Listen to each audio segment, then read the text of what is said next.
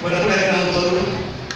ini mau ke ID di mana kita jadi ini sudah jadi